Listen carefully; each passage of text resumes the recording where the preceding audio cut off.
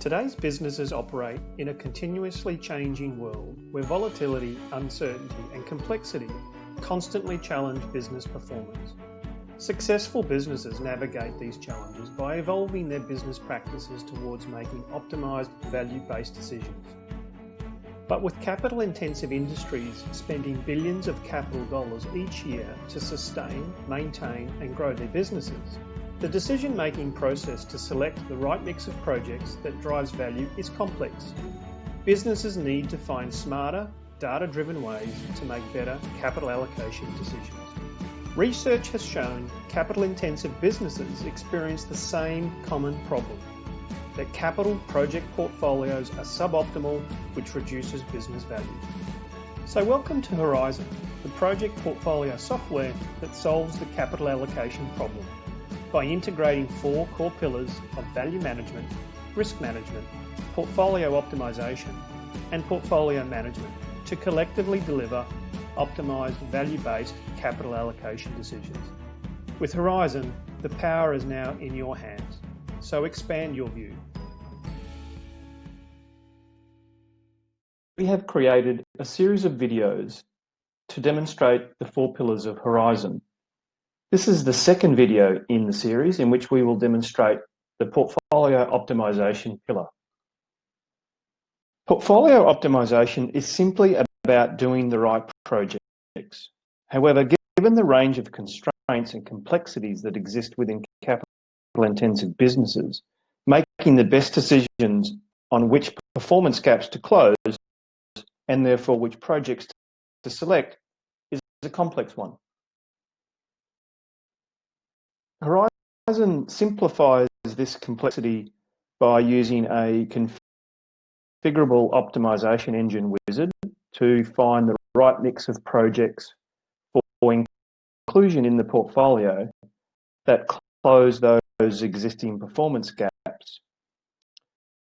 We've developed a user-friendly wizard which enables the user to create and select constraint types, assign constraint parameters, review those constraints, set the optimizer rules and outputs and displays, and save and rerun the results. The constraint types tell the optimizer how you want it to filter the potential results, what you're actually constraining for, and are completely configurable by the user. You can see on this screen that we've created a range of constraint types for the purpose of the demonstration. You can select one constraint type, or you can select all of the constraint types. The decision really is up to the user. So if we selected cash in this example, it would take us to the next stage in the wizard where we could build the constraint by selecting a range of parameters. We would add the constraint and then we would go through and select the various parameters that are applicable. In this screen, we can build the parameters that we want to apply to that particular constraint.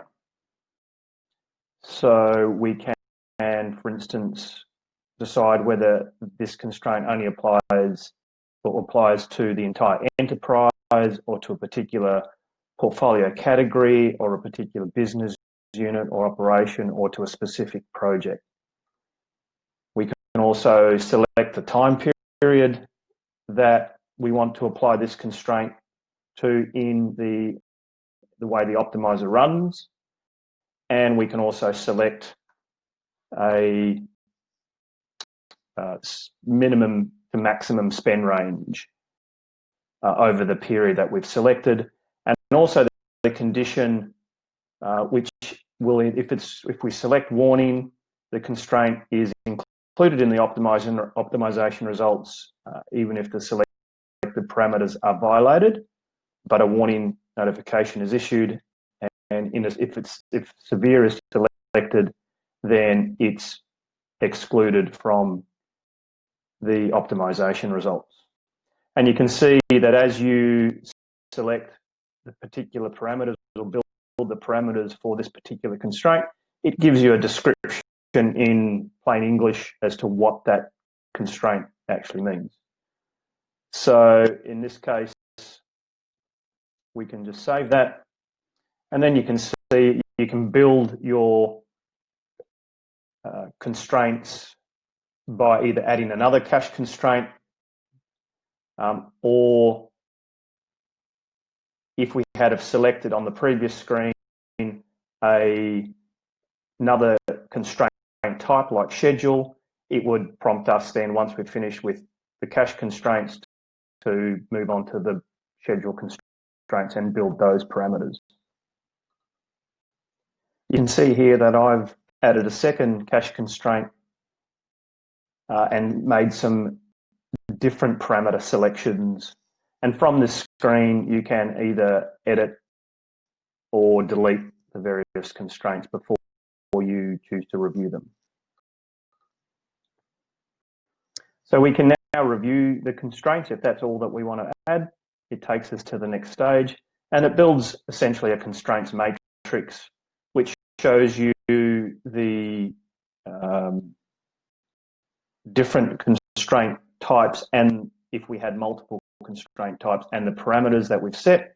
In this case, at the enterprise level, when you hover over that, it gives you the description that we've of the parameters that we've selected, and similarly at the business unit, it tells you similar description for those parameters that we've selected for that particular constraint.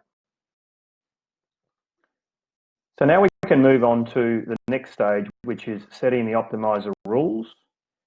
In this part of the wizard, it gives us the opportunity to prioritize the constraints that we've set by simply dragging and drop in whatever sequence and order that we choose. The purpose of selecting a range within the optimizer rules is because it is likely there will be more than one portfolio configuration that will meet the constraint conditions. So setting ranges for the priorities allows similar portfolio configurations to be considered identical. So any minor differences for a given priority do not skew the portfolio optimization results. You can see as we change the slider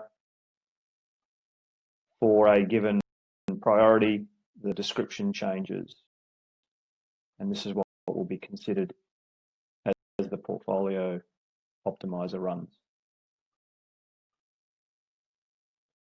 Once we're happy with the priorities and the ranges that we've set, we can view the results.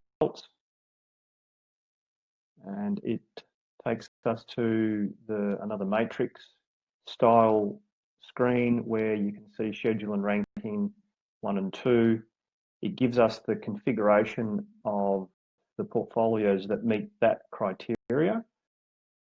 So you can see that it's selected the portfolio option B as being ranking first of 15 months.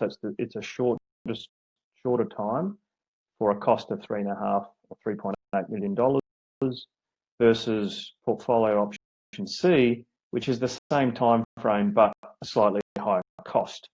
The risk and value rankings are derived from the value network functionality within the software that we described in video 1.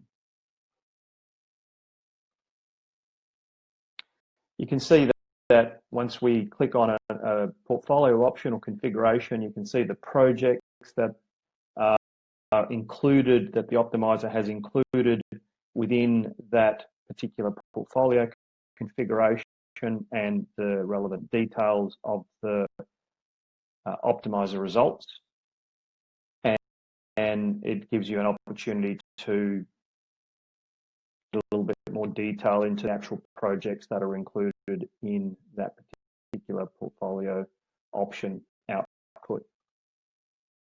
Further down the screen, it displays various outputs of the optimizer results in numerical form, in graphical form for the different priorities that have been established. You can see we don't have any data in there at the moment, but that functionality exists within the software. And of course, it allows you then to go back to previous screens and make adjustments and continually iterate until the optimum outcome that you're chasing is achieved.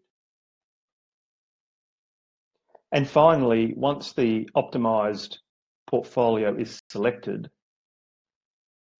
the software allows that particular portfolio to be tested using the scenario functionality that exists within the value network to ensure that that particular portfolio closes and addresses those performance gaps that were identified through the value network. And by doing so, ensures that every capital dollar that is committed and spent is actually addressing and increasing business value.